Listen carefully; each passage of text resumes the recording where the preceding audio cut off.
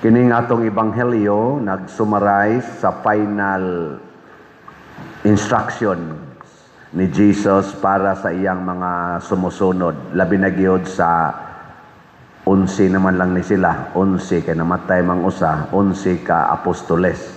Nya na punan man to ni Mateas nahimo na sang 12. Iyang final instructions. Nya diri sa atong unang pagbasa sa unang bahin sad sa Act of the Apostles, gisulti diri ang elaborated instructions ni Jesus para nila. O ang unsa may sentro sa instruction nga panglakaw mo sa tibuok kalibutan, himua ang tanang tao nga akong tinun-an. Panglakaw, himua ang tanang tao nga akong tinun-an, unya bunyagi sila sa ngalan sa Amahan, sa Anak ug sa Espiritu Santo, nya dayon tudloi sila sa pagtuman sa tanan nga akong gisugo kaninyo. Lingiyay mong tupad ing nakatuman ka ani. Kaning upat ba? Nakatuman ka aning upat? Nagsigi ba kag lakaw sa tibuok kalibutan? Naningkamot ba ka nga ang tanang tao apil sugod sa imong pamilya hangtod sa imong mga silingan mahimong tinun-an ni Hesus? Napabunyaga na ba ang tanang tao sa imong nailhang tao? Nabunyaga na ba? O kaning katapusan, natudluan ba sila sa tanan nga gisugo ni Kristo? Kana mo'y problema. Lingian na sa imong tupad. Unsay paborito ni mong sugo ni Kristo? Sa unsay paborito gyud nimo? Way klaro. Kinsay nakasag-o pa dinhi sa 10 Commandments in proper order gikan sa first ngadto sa 10th commandment. Sa kamot. Usa ka buok. Onya, unsaon pagtudlo 10 commandments palandaan din amang gani mo kamao? Unsaon pagtudlo? Unsa may inyong gitudlo kasagaran? Unsaon pag-eskwela, unsaon pag-graduate nga naa gyoy honor o karon ting graduation ra baron. Nya unsaon gyud pag pangitag trabaho kanang dako gyud sweldo nga makatukod og balay, maka-stable ka sa imong kuan. Kana na ang mga financial niya, unsaon pagpanguyab, unsaon pagpakig-sex, nga dili ka mabuntis, kana gitudlo nagmaayo. Unsaon pag-sex sa puro laki, unsaon pag-sex sa puro babae, kana gitudlo na sad na. Ambot ka ang pari og madre, gitudloan ba sa kaana, no? Unsaon pagpangurakot dihas gobyerno, pangawat ana mga kwarta nga di ka masakpan. Unsaon pag-arrest ang senador. Unsaon. Daghan kita gitudlo nga balaod ra gyud sa tao pero gikalimtan nato ang balaod sa Ginoo. Ang sugo sa tao hapit tanan atong gimemorize pero ang sugo sa Ginoo dali kay kalimtan. Kani mangong sugo sa Ginoo or the law of God, mao man gud ni siya ang supreme law. Parihabag punuan sa kahoy ba? Mo concentrate kag maayog atiman sa sanga, unya naputol na diang punuan. Unsa may mahitabo? Wa toy kapuslanan ang sige nimo atiman sa sanga o sa mga dahon, wa man nimo bantay nga gigabas na diang punuan. Putol naman di ito. Mahibuong lang ka, nganong nalaya maning dahon nga ako taning gisigihag bukbo, ang di malaya nga putol naman ang punuan, ana. Ang gitawag nato the trunk law, the supreme law is the divine law. Mao na ingos Kristo tudloi gid ang tanan kay mahug nga way kapuslanan kanang atong Philippine Constitution, kanang United Nations nga Constitution, kanang mga ICC ug unsa pa diha nga mga balaod nga ng World Trade nga balaod, mawa nay bili basta ang nagdaan ng maong mga balaura wa nay pagrespeto sa divine law. Kuha ang divine law, mukrampled ang tanang human laws. Muna, importante kay para ni Kristo nga tudluig yun ang tanan sa pagtumas balaod sa Ginoo. O kung sa maning balaod sa Ginoo, dili lang pagpalambo sa atong kalinaw, kalipay o kalambuan dinhis sa Pilipinas, dinhis kalibutan, kining divine law mo pasakanin nato ngadto sa langit. Munang niingon diri sa atong unang pagbasa, hulata gid ninyo ang Espiritu Santo. Kay ang gahom sa Espiritu Santo mo'y mutudlo ninyo unsaon gyud nga matuman ang planos Ginoo. Nya sa atong ikaduhang pagbasa giklaro gid na pagsulti nga ang gahom nga nagpasakan ni Hesus ngadto sa langit ug nagpalingkod niya sa tuo sa Dios, maoras ang gahuma ang gihatag ngan hinato. Munang nakaingon si San Pablo, hinaot unta, nagampo ko nga masayod mo sa kalapad, kataas o kadako nining maong gahom nga gihatag nato. Nya unsa mo na pagpalihok ang maong gahom? Kung magtuman tas balaod sa Ginoo. Gilingyan na sa dimong tupad ing na nagsigig lihok imong gahom. Na imong gahom baga sigig lihok. Oy, kasagaran nato mahadlok dayos gahom si Yawa. Dali kay tang mahadlok sa gahom sa Yawa, nalimot ang anaa tay gahom sa Ginoo. Kita ba natay gahom sa Ginoo? Nya mahadlok lang taan ang gahom sa Yawa nga inferior man na siya sa gahom sa Ginoo. Nabitang magpa-blessing na kog balay, moingon din, Pader, blessingi among balay. Usahay moingon ko, nganong inyong balay blessingan maning karaan maning ignahom, daghan lagi mig mahibudngan Pader. Ana, daghag mahibudngan. Nako nya inig human akog blessing ug musamot sila kadaghan.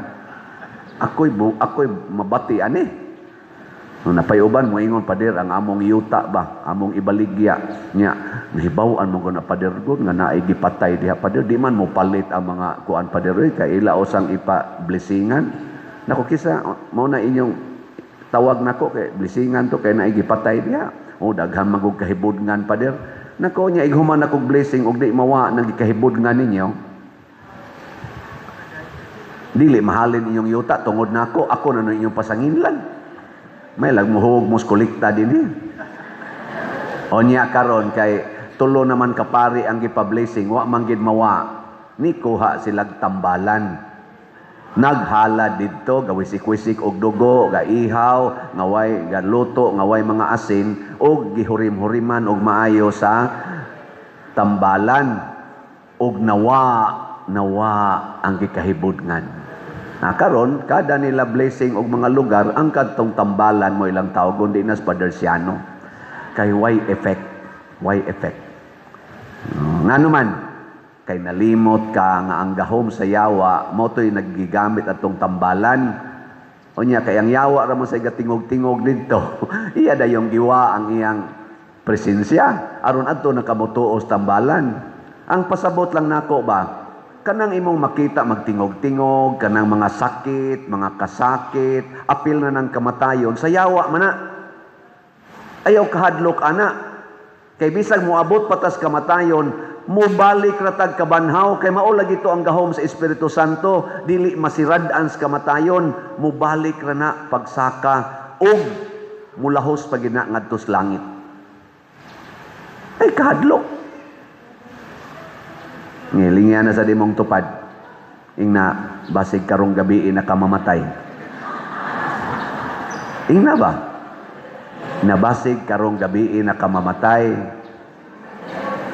Nya, mangutana mo na siya nimo. Unyag matinuod na, unsa may akong buhaton. Kinahanglang mo palit ka karon og raffle ticket. Palit yung raffle ticket karong adlawa. Kay naidaghan kay naninda dias gawas. Nganong raffle ticket may solusyon og mamatay ka karon kay kanang imong kwarta di na nimo madaas langit. Pero inigpalit nimo raffle ticket ni tabang ka sa simbahan, kanang imong gibuhat nga pagtabang sa simbahan mao nay makapahiusa nimo ni Kristo kinsa mao ang simbahan. Ang lawas ni Kristo mao ang simbahan. Nya kay do naman kay gibuhat nga maayo sa lawas ni Kristo, dili kanya balibaran didto sa iyang gingharian. Nilingay mo tupad, ingna sakto. Ingna di na kuron maniud to og manihapon, ako na ning ipalit og raffle ticket. Ana. Kay manihapon ka, maniud to ka, mamatay ramang gyapon ka. Mamatay ramang gyapon. Unya, makapalangit na nimong imong gikaon, dili. Pero di ka mukaon karong Domingo ha. Unya ang imong budget imong ipalit og raffle ticket, pastilan. Mamatay ka ugma. Apan ritso kas langit. Kay maunay paglihok sa gahom. Pila na may atong halin ticket, gamay pag na. Niabot nag 12,520 ang atong halin. Pakpak. Unya ang atong pledges katong one-stop challenge niabot nag 93 ka one-stop challenge katong tag 20,000 nya 18 pa ang narimit, 75 pang wapa marimit. Salamat kayo ninyo ani. Ug naa pa gyud koy gamay i-announce ninyo nga magpasalamat ko, di ba atong few weeks or last week ba to ni-announce ko nga nag 5-day allowance na lang mi dinhi kaming mga 40 plus nga mga staff including myself kay di na paigo ang atong kolekta sa among expenses. Mo nang amo na lang gi 5-day allowance. Thanks be to God na positive ang atong operating expense income niadtong niaging semana, makatilaw na sad mig 7-day allowance. Salamat. Diba ko inyo ra gipunag jutay ang inyong gihog sa kolekta. Pun ipagyog dako-dako. Ano bang hog sa sibot ba? Usahay man gud ka kanilang ni ang G sa kong ihog ana. Nya pagkadungog tingali ninyo nga nag 5-day allowance lamin basig imong gi 20. Ana, nya kadto sa ingon 50 kong ihog basig imong gi 100 na positive in town ni. Karon pun ipagid ninyo. Kay makamo nay makapahimo ninyong langit. Muna ang balaod ni Kristo, ang balaod sa simbahan, akong tagaan mo og foundational laws nga maoy atong timan-an aron inig-apply nato sa tanang balaod sa kalibutan, malegal man o moral laws sa kalibutan, mahimo gyong epektibo. Unsa may unang supreme law? The law of love. Mag-impose gani kag balaod out of anger or pride, wa gani kapuslanan. Nganong gigukod man si Senador Bato de la Rosa pag-abot niya didto sa Senate, kay ilag yung ipamugos nga i-arrest siya bisag way warrant of arrest. Why klarong warrant of arrest? Pero nganong ipa-arrest man gid siya kay dunay naglagot niya. Naglagot niya nganong naa siya sa Senado, naglagot niya tungod kay nakakontribute siya dako kaayo nganong nisikat ang mga Duterte sa ilang war on drugs. Ana. So balaod gyapon na nga i-arrest siya pero out of anger and pride and selfishness. Mao taw tong nagma siya. Matod pa ni bagong Senate President Alan Cayetano, kinahanglan pag ninyong gukuron ang senador og naagin mo arrest warrant, giari na lang unta ninyo sa among session hall, i-welcome mo namo oy. I-welcome mo namo, di na kinahanglan maginukdanay pata. Og doon na pagilaing tumong kuno ato, dili pasudlon gyud sa Senado si Senador Bato kay makabutar siya para pag-change sa leadership sa majority dito sa Senado. Og nakalahos man. Mao na ang nahitabo karon. Ikaduha nga supreme law, the law of truth. Mag-apply tagbalaod nga bakakon kay tastanan. Kunuhay kitay balaod pero bakakon kaayo, maway kapuslanan ang imong balaod nga gigamit. Kumusta man ang nag-impeach, na-impeach naman sa Congress ang atong Vice Presidente, kanang mga congressmen nga ni-impeach sa atong Vice Presidente, matinud-ano na bakakon. Tubag. Kusga. Purting bakakuna. Ngano man. Wa gani sila ka sulbad sa flood control nga scam, wa gani sila ka sulbad sa nangawang kwarta sa PhilHealth, sa DepEd, sa unprogram funds nga kadtong Maharlika funds pagyod, kadto pagyong atong gold nga nawagtang gibaligya nga trillions na siya, daghan kayo mga testimonya ana, wa gani sila kasulbad, kunuhay mo sulbad sila sa kaso nga gi-accuse nila sa Vice Presidente niya, ila pag yung i-impeach kay maunay kasulbaran sa problema sa atong nasod, baka kung sila di na tinuod nga ang pag-impeach sa Vice Presidente makasulbad dining atong krisis sa ekonomiya, krisis sa moralidad, krisis sa legality, krisis sa atong relasyon sa atong nasod. Di na kasulbad, pamakak na, di na tinuod. Pero kining maguba atong sound system, tinuod na kining atong sounds karon ilisana na gini kay 163 years na ning ato diring atong unsay nga ana sa titawag anang Dias Loyo kanang sa titawag na brad mixer option na ka ng 163 years, di ka na mukoto igsagit nimo. So magpalit niya tag mahal-mahal ha or bag-o. Dako-dako ay tawag ho sa kulita. Kaya mag-ana mo kadaghan ang sobra nato sa ato operating expenses, makapalit-palit kita. Ay palitan lang ng mga raffle tickets dahil makapalit ag bag-o ana nga sounds. Din ani mo karaat. Ano ha? Niya ang ikatulo nga supreme law na akong ipaambit ninyo, the law of wisdom. Unsa man ang the law of wisdom? Kana bang makahibaw ka unsay gustos Ginoo? Lahi na siya sa law of knowledge. Ang law of knowledge is limited. The law of wisdom is to know the whole truth. Dili na nakinahanglang eskwelahan ang wisdom. Mo na sila si St. Peter, sila mga kauban, mga unang mga apostoles. Wa to sila mga eskwela, pero kahibaw sila mga panghitabo gani na memorize nila ang Biblia bisag wa sila mo eskwela. Iniglalis nila sa mga Hudiyo, lupigon ang mga Hudiyo sa lantugi bisag mga professional to sila, bisag mga lawyers, ngano man naaman sila wisdom to know the will of God. Kanabitang pag-uyab-uyab, unsa may gamitan nimo sa wisdom? Law of love man ano? Law of love. Kana bang manguyab ka ba? Kanang maibog ka. Tungod man na sa law of love. Lingay mo to pa din na nakasuway na kang na in love. Ingna ba? Ingna nakasuway na ka?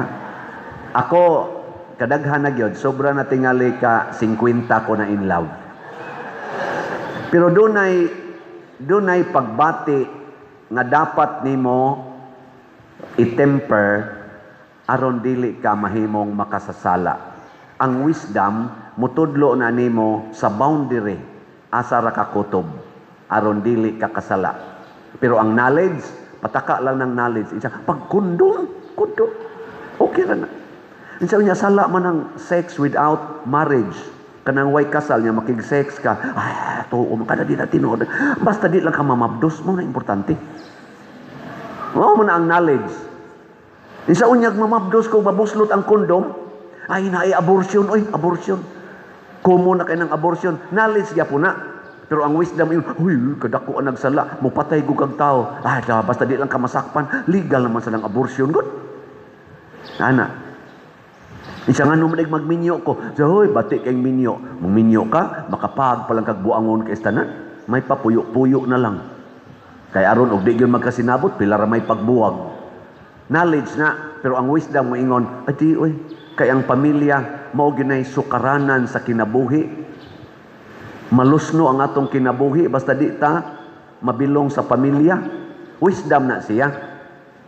Nakaron, kinsa may nagamit og wisdom sa ilang paggamit sa atong balaod sa Pilipinas, sa atong Philippine Constitution? Ang mga Marcos Group, Duterte's Group, o Pinklawans Group. Ang nagsupak-supak sa atong balaod sa Pilipinas, mo'y hinungdan nganong nalusno atong ekonomiya, nganong nagkagubot sa Senado, nganong nagkagubot atong katilingban, kay gigamit nila ang atong balaod sa ilang kaugalingong interest. Gibend the law nila. Wisdom tells us, you cannot bend the law. That is injustice. Pero ang knowledge, may nga no, we can bend the law. Sige, bauga ko nun ang imong liog. Ang law sa liog, straight man. Bauga. Pwede ra? Pwede man, pero magkalisod ka. Magduko naman ka. Kaning ato sang likod, straight man eh. Bauga. Kanang imong naong, hapit na muhawak si yuta. Yadin adyo ka katulid. Pwede? Pwede man, pero maglisod ka. Muna, kamong mga magbabalaod nga moingon, let us bend the law, nya kamo pagigakupot ros atong dagkong katungdanan, maunang nagkalisod na taron because you bend the law. Nagkalisod ta. Law must be straight, must be stable, must be just. Justice is not flexible. It is straightforward. Justice. Mao na ang wisdom.